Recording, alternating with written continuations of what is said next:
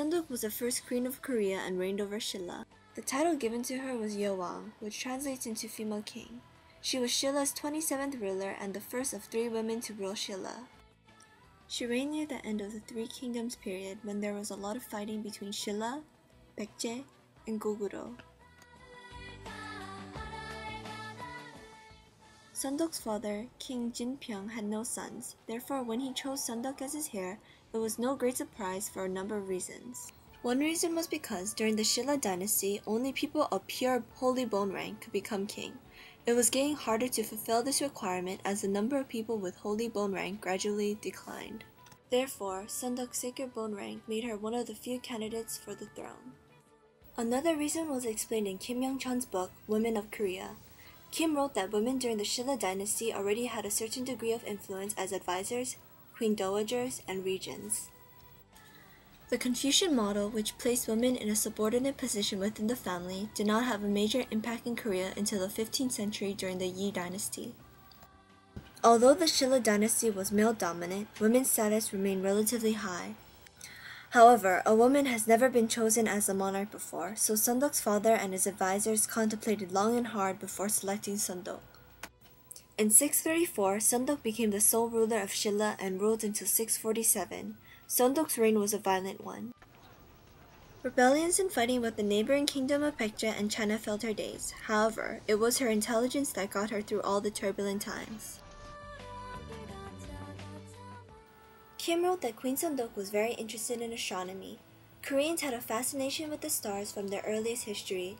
They believe influence from the stars dictate the happenings in the universe, history, society, and the person's life.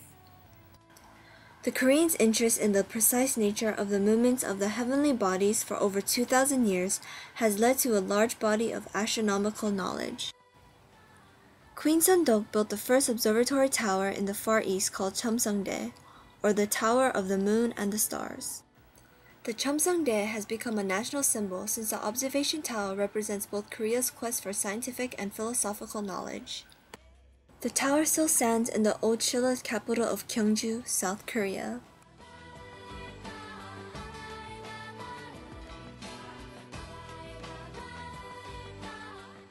Like China's Empress Wu Zhiqin, Sondok was drawn to Sun Buddhism. Sondok sent many scholars and monks to China to learn and bring back more information about Buddhism. She also presided over the completion of multiple Buddhist temples. Although Sondok was a Buddhist, she still upheld the ancient Korean tradition of shamanism. It is known that Sondok's respect as a ruler may have been reinforced by the ancient tradition of female shamanism. Byung-won Lim, author of The Lives of Korean Women in History, wrote that shamans or mudangs had great power as being the link between gods and humans. The female shamans had 3 major functions. The first of these was the role of priestess. As priestess, they presided over national ceremonies. The shaman's second role was healing the sick. In ancient times, Koreans believed that if they obeyed a heavenly will, they could be free from disease and disaster. And finally, shamans were soothsayers who foretold the future of the nation as well as the individual. As foretellers of the future, shamans had enormous power. History tells us that Sondok was revered for her ability to foresee the future. Sondok made 3 famous prophecies recorded in the Samguk Yusa, memorabilia of the 3 kingdoms. One story tells us that when the Emperor of China sent some flower seeds and a painting of peonies, she remarked that these flowers would have no scent. When asked the reason how she knew that it would have no fragrance, she replied that she saw no butterflies or bees in the picture. She concluded that the emperor must be making fun of her since she did not have a husband. When the seeds blossomed, the peonies had no scent, proving what Sondok had said was correct.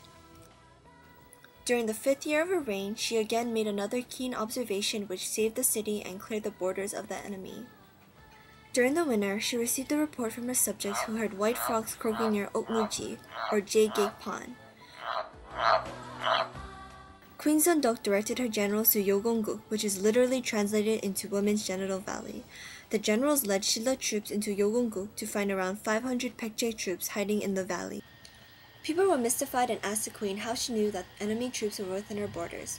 According to Edward B. Adams' book, Korea's Golden Age, Sondok replied, "White is the feminine color and also means west, while a croaking frog means anger and is symbolic of soldiers. The frogs are warning us from Okmuji, and as we well know, Okmun is an expression frequently used to describe the female genitals. When any man enters the jade gate of a woman, he will lose his strength and eventually die.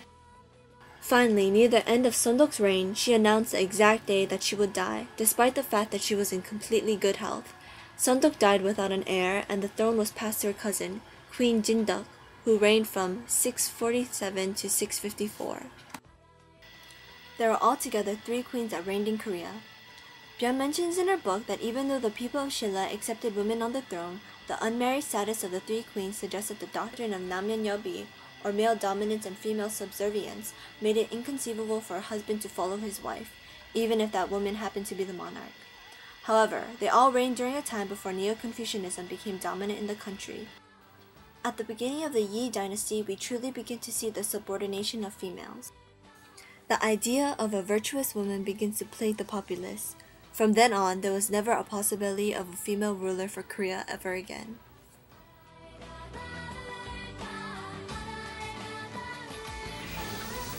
Queen Sondok never faltered under the pressure from the male-dominated society. She fought hard and later gained the respect of all of her subjects. Queen Sondok broke the social belief and proved that a female could make a great ruler.